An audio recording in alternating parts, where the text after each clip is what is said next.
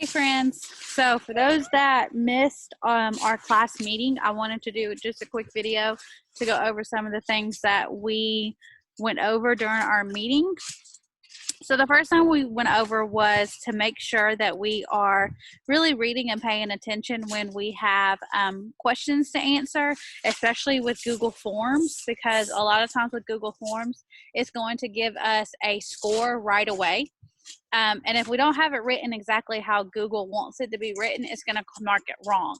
So what I am doing this time with this assignment, this was from Monday, is that if you had the numbers right, for instance, let's come down here to this one. If you had the numbers right on here, but you forgot the parentheses or the comma and it marked it wrong, I'm giving you credit for it this time, okay? So one of the things that's important is right here, this in parentheses, it says how to write your answer. Write your answer as an ordered pair with parentheses and no spaces. So, you know, an ordered pair is two numbers in parentheses with a comma that separates the X from the Y. So if you just wrote the numbers, it did mark it wrong.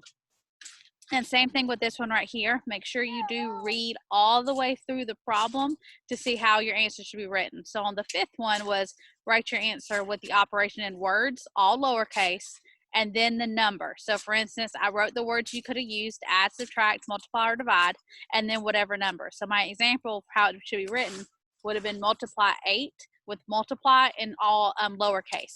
It could have been add 10 or subtract 7, whatever the answer would be. So here, if you put something like input 5, output 3, or whatever, it marked it wrong.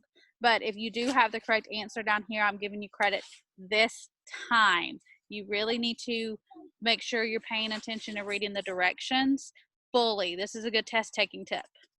The second thing we talked about was that I have a lot of people that are saying that they're doing the assignments, but they're not actually turning it into Classroom. So I want to do another video real quick in this one to show you how to turn in an assignment. So all the assignments you have, I have given it to just you. So everyone has their own copy that you can write and type directly on. You don't have to reshare that with me. Once you have your answers on there, you're done.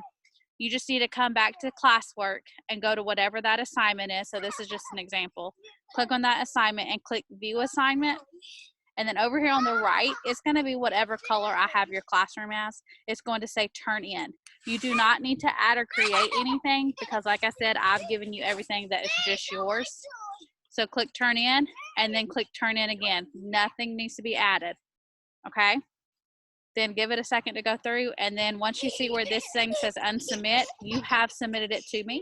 I can provide feedback and give you a grade. Now, one of the assignments for this week, Tuesday's assignment, was a Nearpod assignment.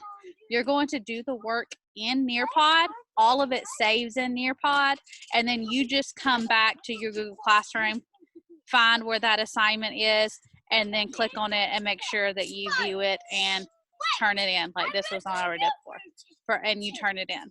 Okay, so if you have any questions on turning in assignments or anything, the best way to get in touch with me and the fastest is going to be it's going to be email. Google Classroom, you can make comments, but I'm not going to see it right away because I have to go through every single class. So make sure if you have any kind of questions or anything to email me. All right, and I really hope to see y'all next week during our meetings because I am going to do a geometry lesson during our meeting. So have a good weekend, and I hope to see y'all next week.